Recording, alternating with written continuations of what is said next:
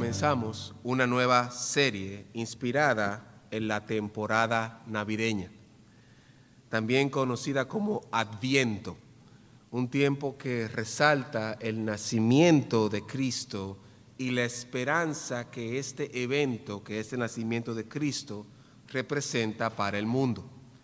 La serie está dividida en 4 partes y hoy exploraremos la primera de ellas. Nos centraremos en el capítulo 1 del Evangelio de San Juan bajo el tema Logos, la gloria de un Dios, de la gloria de un Dios visible. En esta serie reflexionaremos sobre algunos aspectos relacionados al Logos, que es Cristo, que nos harán valorar y apreciar mejor este nacimiento. En ese sentido, le invito a que imaginemos que estamos caminando en completa oscuridad.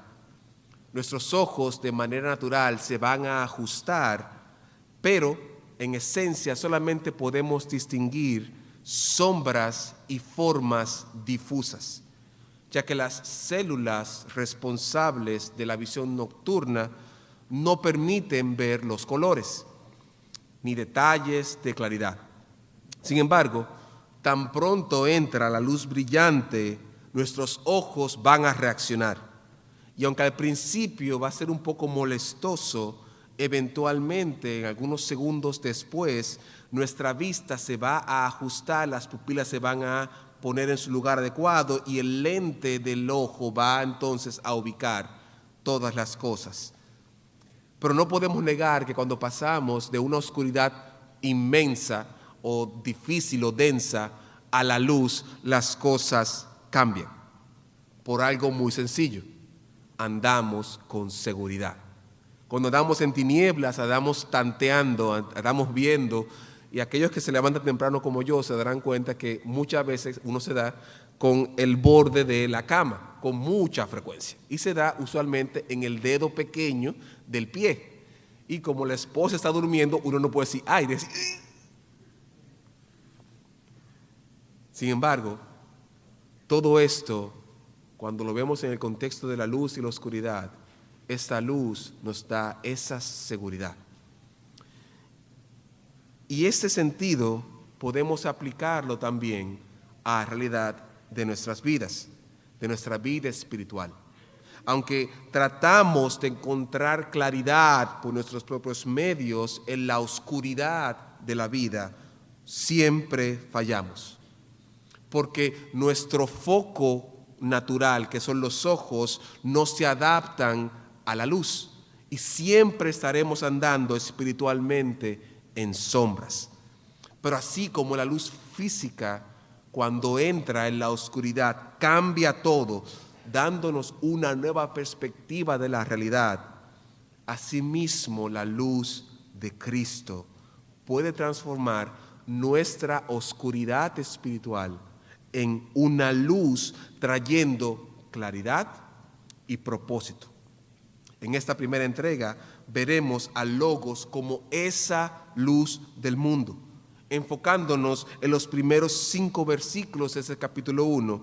Y este primer sermón se compone de 2 movimientos. El primero es la naturaleza del Logos en los versos 1 al 2 y la necesidad del Logos en los versos 3 al 5. La idea que quiero que quede en sus mentes y sus corazones es mostrar a Cristo como la única alternativa de vida para la humanidad en un mundo de oscuridad. Les repito, mostrar a Cristo como la única alternativa de vida para la humanidad en este mundo de oscuridad. Le invito a que oremos juntos. Padre amado y Dios nuestro, a pesar de mí, oh Señor, a pesar de mis faltas, a pesar de mi pecado, Señor, edifica tu iglesia. Glorifícate, oh Señor, y edifícala para que tu nombre sea exaltado. En el nombre de Jesús. Amén y amén. Quiero que primero veamos la naturaleza del Logos. Vaya conmigo, por favor, al libro de Juan, capítulo 1, y veremos los primeros 2 versículos. Dice la palabra de nuestro Dios: en el principio era el Verbo, y el Verbo era con Dios, y el Verbo era Dios. Este era en el principio con Dios. En esta primera parte de los versos 1 al 2 muestra algo que es esencial para el cristianismo: la divinidad de Cristo. Juan inicia su evangelio completamente diferente al resto de los evangelistas. Mateo y Lucas se enfocan en el nacimiento de Cristo, mientras que Marcos inicia con un Cristo ya adulto, con su ministerio de predicación. Para Juan, la intención de escribir este evangelio es clara, y es mostrar a Cristo como Dios, para que la gente crea y tenga vida en Cristo. Vaya conmigo, por favor, al libro de Juan, capítulo 20, verso 31. Libro de Juan, capítulo 20, verso 31. Dice la palabra de nuestro Dios: pero estas se han escrito para que creáis que Jesús es el Cristo, el Hijo de Dios, y para que creyendo tengáis vida en su nombre. En ese sentido, el Evangelio muestra su objetivo claro. El objetivo es mostrar que Jesús es el Cristo, mostrar que Jesús es el Hijo de Dios. Y en esta creencia de que está demostrando Juan, entonces que resulte en tener vida. De manera que el centro de atención del libro es Jesús y su divinidad. Y aunque los 4 evangelios se enfocan en la vida de Jesús, es un relato biográfico, Juan busca establecer desde el principio y sin pelos en la lengua que Jesús es Dios. Y lo hace identificándolo como el verbo, o la palabra griega logos. El verbo o logos, de manera simple, significa palabras o palabra. Sin embargo, en la traducción y el contexto en que Juan utiliza el concepto logos ha traído muchísima discusión en diferentes ámbitos, tanto académicos como de la iglesia, ya que Juan, tanto en su evangelio como en su primera epístola y en el libro de Apocalipsis, vincula esta idea de logos o palabra exclusivamente a Jesús. En otras palabras, Juan eleva la idea de logos no solamente al contenido, no solamente a la parte del discurso que se está transmitiendo, sino se está refiriendo a una revelación de Dios. Y eso es importante, ya que Gary Vanderbilt lo expresa de la siguiente manera: Juan pretende que todo el libro sea a la luz de este versículo. Los hechos y las palabras de Jesús son los hechos y las palabras de Dios. En otras palabras, la revelación de Dios en el Logos determina todo el contexto del libro de Juan. De manera que tener claridad sobre la naturaleza del Logos es lo que hará que creyendo en él tengamos vida. Es decir, si no entendemos que el Logos y su naturaleza es algo real, entonces no podremos tener vida. Y esto es lo que conecta entonces el propósito del libro de Juan, que es que sepamos que Jesús es el Cristo o el Mesías, el Hijo de Dios, y cuando tengamos eso claro y creamos en eso, entonces tendremos vida. Mateo explica esto claramente, que sin Cristo no hay salvación. Eso se había profetizado. Y Mateo lo explica en el contexto de el ángel Gabriel presentarse a José para convencerle de que no deje a María sola, ya que estaba embarazada.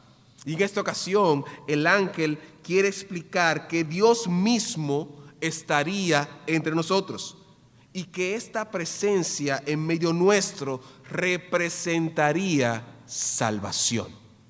Vaya conmigo, por favor, al libro de Mateo, capítulo 1, versos 20 al 23.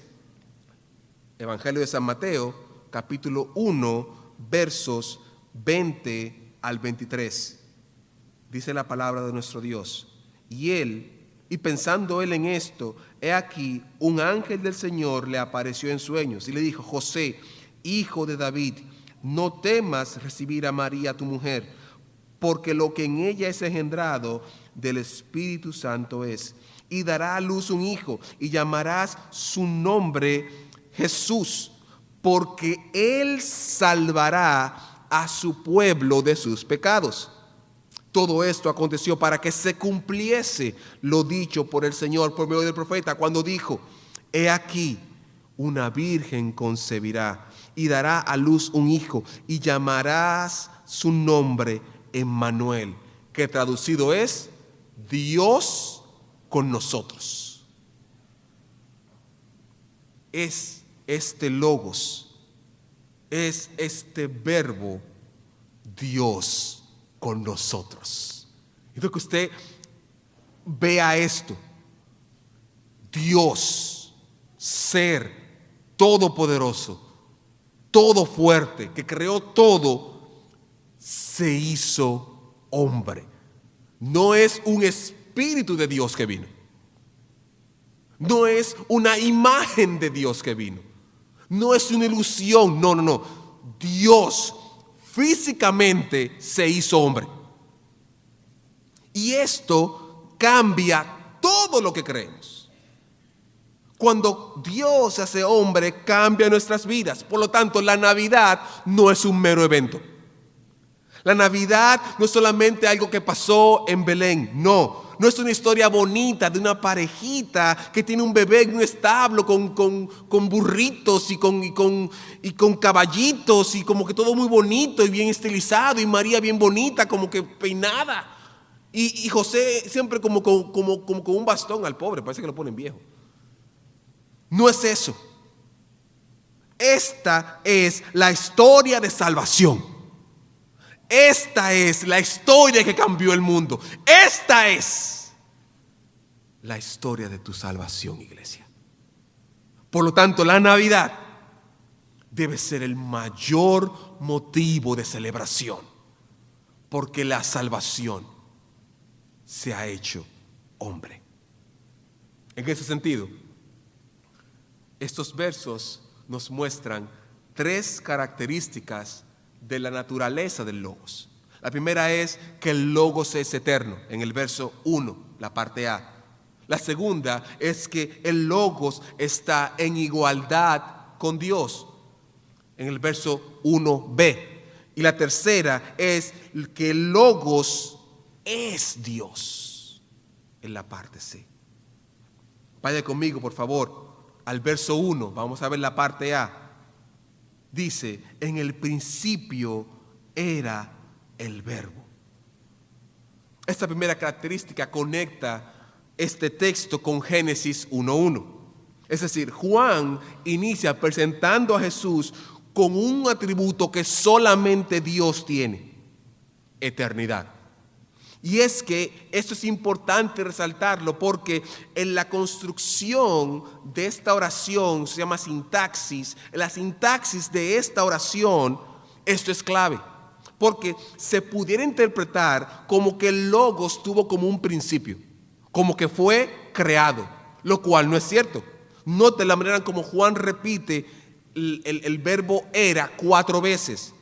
Vamos al capítulo 1, versos 1 y 2, dice: en el principio era el verbo, y el verbo era con Dios, y el verbo era Dios. Este era en el principio. John MacArthur, comentando sobre este verbo era, explica: el verbo resalta la preexistencia eterna de la palabra, Jesucristo. Antes que el universo iniciara, la segunda persona de la Trinidad siempre existió. Este verso este verbo era es clave para darle sentido a todo el contexto de la eternidad, ya que se descarta que el Logos haya sido creado. Y el mismo Juan se asegura de eso. Vaya conmigo al verso 3. Todas las cosas por Él fueron hechas. Y sin Él, nada de lo que ha sido hecho fue hecho. Este verbo era expresa la existencia previa de Dios. Es decir, la existencia del verbo antes de que todo existiera. Noten que el principio dice, el principio era. Es decir, cuando todo comenzó, el verbo estaba. De manera más simple, el Logos no está constrito, no está encasillado en el tiempo. El Logos está fuera del tiempo, porque es eterno. No tiene límites. Todo lo que está en el tiempo es limitado, es decir, tiene un inicio y tiene un final. Pero en el caso del Logos no tiene ni un inicio ni un final, es eterno y es la única característica que Él comparte exclusivamente con Dios. La segunda característica que vemos es que este Logos está en igualdad de condición con Dios. Es decir, el Logos y Dios son iguales. Verso 1b. Y el verbo era con Dios. Esta parte también es clave, porque se pudiera interpretar que una divinidad pudiera ser eterna, pero no necesariamente al mismo tiempo, al mismo nivel de Dios. Por ejemplo, los ángeles, que son seres espirituales y otros seres que hay en el mundo espiritual, que aunque son creados, todo parece indicar que no se mueren por un ataque cardíaco.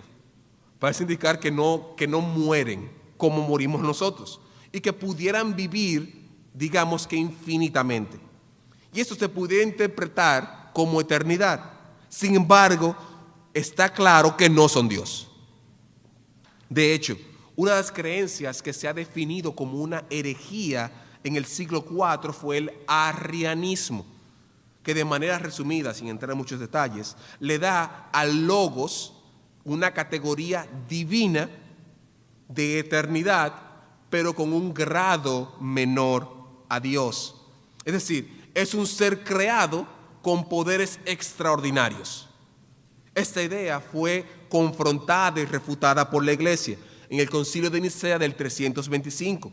No obstante, aún hoy tenemos esta idea pululando o caminando en nuestros medios, específicamente con los testigos de Jehová, que diciendo que Jesús es Dios, pues como un Dios menor, es como un semidios, es decir, Él y Hércules son básicamente lo mismo. Y miren cómo responden ellos a la pregunta de Jesús. Dicen ellos, este es de su sitio oficial, dice: seguimos las enseñanzas y el ejemplo de Jesucristo y le damos honra porque es nuestro Salvador y el Hijo de Dios. Te damos bien. Eso demuestra que somos cristianos, que no es verdad en el caso de ellos. Sin embargo, la Biblia no enseña que Jesús sea Dios todopoderoso ni apoya la doctrina de la Trinidad.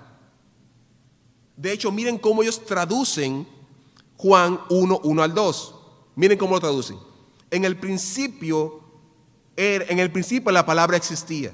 La palabra estaba con Dios y la palabra era un Dios. Él estaba en el principio y esa es la traducción de esta iglesia. Noten la diferencia de traducción de ellos respecto de todas las demás traducciones que existen. Ellos, para dar sentido a su posición, cambian lo que dicen los originales para que se pueda entonces encajar en la idea de que Jesús es, digamos que un Dios menor. Pero esto no es lo que vemos en las Escrituras. La manera como está estructurada esta oración en los originales es que el Logos está al mismo nivel de Dios, mirando hacia Dios. Esta expresión no debe interpretarse como que Jesús como que entró a la presencia de Dios y están iguales. como que él se ganó eso. No, no, no, no, no. Es un tipo de relación de reciprocidad, en donde ellos como que intercambian consejo entre ellos y la información de ellos es única y exclusiva de ellos. En otras palabras, el Logos no es un menos Dios, ni menos autoridad, ni menos capacidad. Todo lo contrario. El Logos está en la misma mesa, sentado con Dios, en el mismo trono, sentado con Dios. No es un vasallo, no es un príncipe, Él es Dios. Pero no solamente vemos que es eterno o que está en igualdad con Dios. Juan quiere asegurarse de que no haya dudas. Y él dice, este Logos es Dios. Verso 1. Y el verbo, el Logos, era Dios. Juan está buscando dejar bien claro que este Logos es eterno, está nivelado con Dios. Y por si acaso existe alguna duda, él afirma, el Logos es Dios. Y también tenemos que verlo en el contexto de lo que ya está diciendo Juan. Cuando dice que era Dios, lo que está resaltando es que ambos tienen una misma esencia, una misma sustancia. Y si fuésemos a llevar a un laboratorio químico a Dios y al Logos, es como que si ambos tuvieran literalmente los mismos componentes, que ambos fueran H2O. Es lo mismo. Él es Dios. Y él culmina, Juan, las ideas combinando las dos iniciales. Verso 2. Este era en el principio con Dios. Lo que sugiere es que el Logos siempre ha sido Dios. Que no es un grado que él se ganó por buen comportamiento, ni porque hizo tal o cual cosa. Lo que Juan nos dice es que el Logos siempre ha sido y es Dios. Hermanos y hermanos, el Logos, el Verbo, Jesús, la segunda persona de la Trinidad, aunque no estamos tratando del tema de la Trinidad, es Dios. Con las mismas características, con el mismo poder, con la misma autoridad. Y este Dios se hace hombre con un solo objetivo: salvar a todo aquel que cree en Él. Por lo tanto, hermanos y hermanas, la Navidad no es cualquier evento. La Navidad no es un hombre gordo con un traje rojo, no. La Navidad no es árboles, no es regalos, no. La Navidad es salvación en un hombre. Es el nacimiento de la esperanza, hermanos y hermanas. La Navidad es celebración, porque estábamos en oscuridad. Y ese día, de esa noche, llegó la luz. Quiero también que veamos entonces la necesidad del Logos. Y admito que cuando digo la necesidad del Logos, se pudiera escuchar que el Logos necesita algo. Pero no es eso lo que quiero transmitir. Sin embargo, que lo que quiero transmitir es que todos necesitamos del Logos. Que la existencia de lo que hay necesita del Logos. Vaya conmigo a los versos 3 al 5. Todas las cosas por Él fueron hechas, y sin Él nada de lo que ha sido hecho fue hecho. En Él estaba la vida, y la vida era la luz de los hombres. La luz de las tinieblas resplandece, y las tinieblas no prevalecieron contra ella. En los versos 3 al 5, Juan nos muestra dos grandes grupos: la creación y la humanidad. Y sobre esta base presenta la necesidad que tienen estos dos grupos del Logos. En el caso de la creación, vemos en el verso 3 cómo dice: todas las cosas por Él fueron hechas, y sin Él nada de lo que ha sido hecho fue hecho. Es decir, todo lo creado, hermanos y hermanas, depende de la existencia del Logos. Miren lo específico que es Juan cuando dice que todo lo que existe fue creado por Él. Pero al mismo tiempo dice que nada de lo que existe puede existir sin Él. Salmos capítulo 33, verso 6. Dice la palabra de nuestro Dios: por la palabra, por el logos de Jehová, fueron hechos los cielos y todo el ejército de ellos por el aliento de su boca. Es decir, Juan conecta la creación con la obra del logos. El comentarista Kenneth Hagel dice lo siguiente: la creación es una doctrina fundamental de la fe cristiana. Prácticamente todos los demás aspectos de la teología se basan en nuestra comprensión de Dios como el origen de todas las cosas y del papel de Jesucristo, el Verbo, en la creación. Juan difícilmente podría expresarlo con mayor claridad. Sin Él, nada de lo que ha sido hecho fue hecho. Desde partículas subatómicas hasta galaxias, solo el Dios que creó todas las cosas las puede redimir. Note la relevancia que tiene la creación en el logos. En otras palabras, Jesús es la razón de la existencia de las cosas y el sostenimiento de todas esas cosas. Lo que significa que todo lo que usted ve en la tierra y todo lo que usted no puede ver en la tierra, pero que existe, está ahí porque el Verbo, porque el logos, Jesús lo creó. Y simultáneamente, todo lo que existe, todo lo que usted puede ver y todo lo que usted no puede ver, se mantiene porque está en la mano del logos. Hebreos 1:3 dice la palabra del Señor: el cual, siendo el resplandor de su gloria y la imagen misma de su sustancia, quien sustenta todas las cosas por el logos de su poder, por la palabra de su poder. Mis queridos hermanos y mis queridas hermanas, la Navidad no es cualquier evento. No es una historia infantil, es la historia que materializa al Dios que creó todas las cosas y que sostiene todas las cosas. Aquel niño frágil de Belén, aquel niño que nació entre animales y un pesebre, no es un mero niño, es el creador de todas las cosas. Y aún en ese instante de fragilidad, por haberse despojado de su gloria, aún en ese momento, todo el universo, hermano, imagine eso, todo el universo dependía de él. Es decir, cada lloro, cada alegría, cada movimiento que hacía Jesús en ese pequeño bebecito, de ese bebecito dependía todo. Imagínese usted. Aquel niño sostenía toda la creación. Oh no, mi querido hermano y hermana, no es una simple historia. Es la historia, es el logos, y de ese logos depende todo lo que existe. Depende toda la creación.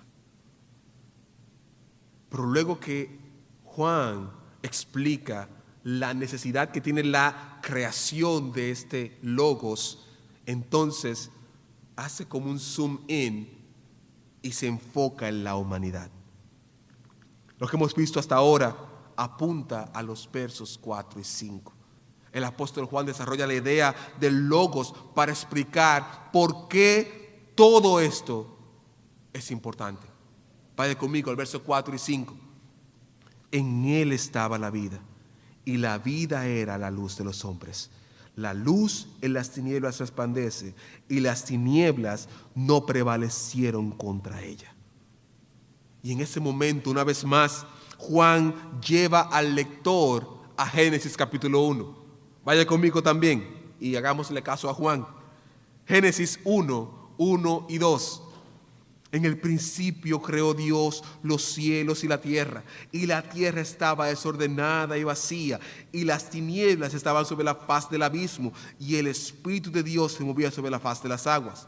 Noten la similitud que existe en Juan 1 y en Génesis 1.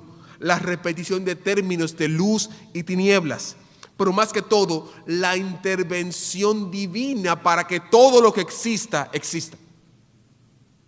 El apóstol Juan quiere resaltar, hermanos, que en primer lugar el Logos es el portador de la vida. Que nada ni nadie posee la vida que él posee. Y él utiliza este símil con la luz, que la luz representa la vida. Por lo tanto, las tinieblas representan la muerte. Y en ese mismo sentido, él quiere resaltar esta batalla que existe entre tinieblas y luz. Juan nos presenta que esta batalla es una batalla que se da constantemente entre el Logos, que es el portador de la luz, el portador de la vida, y las tinieblas que traen consigo muerte. Y todo esto en el contexto de la humanidad. Según el relato de Génesis 3, la humanidad cayó en la oscuridad y en la condenación. Capítulo 3, verso 19 del libro de Juan. Y esa es la condenación, que la luz vino al mundo y los hombres amaron más las tinieblas que la luz, porque sus obras eran malas. Adán y Eva amaron más las tinieblas que la luz. Prefirieron apartarse de la luz y seguir la oscuridad. Pero esto no es distinto de nosotros al día de hoy. Nosotros, todos nosotros, al igual que Adán y Eva, también amamos más las tinieblas que la luz. Nosotros también le dimos la espalda a Dios. Nos rebelamos contra Dios tomando del fruto del pecado. Es más fácil decir mentiras que decir la verdad. Es más fácil robar que trabajar. Es más fácil ser irresponsable que responsable. Es más fácil ser infiel que ser fiel. Es más fácil desear lo que el otro tiene a yo trabajar. Es más fácil. Todos, hermanos, amamos más las tinieblas que la luz. Porque en nosotros hay una naturaleza que viene desde Génesis capítulo 3.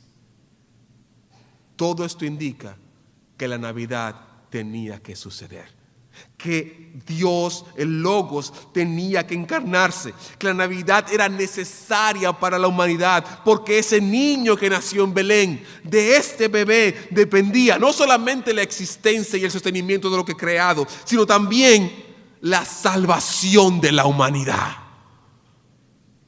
No solamente que Jesús con su poder sostiene el sol, es que Él sostiene cada ser vivo que existe. Y eso están ustedes y yo, hermanos. Necesitábamos la Navidad, hermanos. Es a través del nacimiento de este niño que la humanidad vuelve a tener esperanza. Antes de Jesús no había esperanza. Antes de Cristo había oscuridad. Pero Cristo llega e irrumpe en la tierra y trae luz. Andábamos en tinieblas y Cristo trae luz. Las tinieblas no prevalecieron, no pudieron, pelearon con la luz de Cristo y pierden. Las tinieblas no prevalecieron contra la luz de Cristo, hermanos. Salmo 36:9. Porque contigo está el manantial de vida. En tu luz veremos la luz. Hermanos y hermanas, Jesús es la luz. Él es la luz que nos da la vida. Juan capítulo 8 verso 12. Otra vez Jesús les habló diciendo: yo soy, aleluya, yo soy la luz del mundo. Y el que me sigue no andará en tinieblas, sino que tendrá la luz de vida. Cristo es la luz. Cristo es la luz, hermanos. Cristo es la luz. La Navidad nos recuerda la necesidad de salvación que tenemos como humanidad. Nos recuerda que sin Cristo estamos perdidos, hermanos. Pero con Cristo salimos de la oscuridad. Salimos de las tinieblas. Y las tinieblas nunca podrán regresar a nosotros. porque no prevalecieron contra la luz de Cristo. Cristo es la luz al final del túnel, que nos hace regresar al origen de Génesis capítulo 1, verso 1, que nos hace regresar al Edén, en donde tenemos una relación perfecta con Dios. Es a través de Cristo, de la luz, que podemos nosotros conectarnos con Dios. Lo que traemos al mundo es oscuridad. Lo que traemos al mundo es tinieblas, pero Cristo trae a nosotros luz. Hermanos y hermanas, usted es luz en Cristo. Usted es luz en Jesucristo. Por lo tanto, donde usted está, brille. Donde usted está, brille, porque usted tiene la luz de salvación en usted. Brille. Brille, hermano. Hermano y hermana, brille.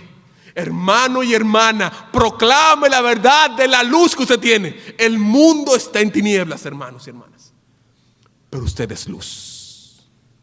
Cada vez que usted pisa ese lugar de trabajo, usted se vuelve luz. Entienda eso. Usted es esa vela que está en este cuarto oscuro y usted es luz. La pregunta que le hago: ¿está usted escondiendo su luz?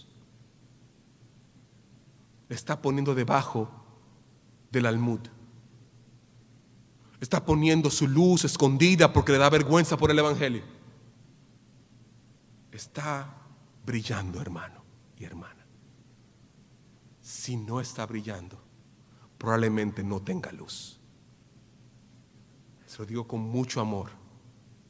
Si no está brillando, probablemente no tenga la luz. Y si es así, el tiempo de venir a la luz es hoy. No se quede en oscuridad. Y si ya tiene su luz, oh gloria, hermano, si tiene su luz, brille. Brille, hermano. ¿Cómo se brilla? Mostrando a Cristo. Quitando a Josías del medio y poniendo a Cristo delante. Porque la luz de Cristo supera las tinieblas del mundo. Permítame concluir. A través de estos primeros 5 versos vemos que la naturaleza del Logos, el verbo de Cristo, es eterno, es igual a Dios y es Dios. Y esta realidad hace que Juan nos haga ver la necesidad que tiene la creación de este Logos, de la existencia, de la sostenibilidad que tiene que tener la creación de este Logos. Pero al mismo tiempo nos apunta a la cruda realidad de las tinieblas que hay en el mundo. La humanidad, hermanos y hermanas, está en tinieblas. Y era necesario que viniera la luz del Logos, que es la vida. Y esta vida vino en forma de un niño frágil. La mujer lloraba mucho. Y María: pero Jesús, por favor, ya. No es broma. La Navidad nos muestra la grandeza de Dios, que se encarna en un pequeño bebé que vino a traer vida a través de la luz. Una luz gloriosa que vence la oscuridad. ¿Cómo la aplicamos? Primero, reconozcamos la divinidad de Cristo. Juan nos muestra que Jesús es Dios. Por lo tanto, nuestra actitud hacia Él debe ser de adoración y de sujeción, porque Él es Dios. Número 2, reconozcamos la luz de Cristo. Nuestras vidas son el reflejo de las tinieblas del pecado. Y solo a través de la luz de Cristo es que podemos tener vida. Y por último, demos a conocer la luz de Cristo. Hermanos y hermanas, existe un mundo que aún sigue en la más densa tiniebla, que está andando, tanteando y chocando con paredes y chocando con rocas. Pero la luz de Cristo ha llegado y tú y yo somos los portadores de esta luz. Por lo tanto, demos a conocer a Cristo. Si aún no estás en la fe, te dejo saber que estás en tinieblas. Hayas nacido en el Evangelio o no hayas nacido. Hayas venido del contexto A o del contexto B. Si no estás en la fe, estás en tinieblas. Y estás caminando hacia un precipicio de muerte, separado de Dios. Y la única opción que tienes es el Logos. En Jesús, este Jesús, el cual vino para darte vida, para que ya no andes más en tinieblas. Ven a Cristo hoy. Mañana puede ser muy tarde. Pero si vienes a Cristo hoy, instantáneamente verás todo claro delante de ti. Y si ya estás en la fe, hermano, celebra que estás en la luz. Da gracias porque el Logos se ha encarnado. Da gracias porque ya tú eres el portador de esta luz. Y de ahora en adelante te haces el propagador o la propagadora, el proclamador o la proclamadora de esta luz. Brilla. Brilla. Hermano y hermana, brilla.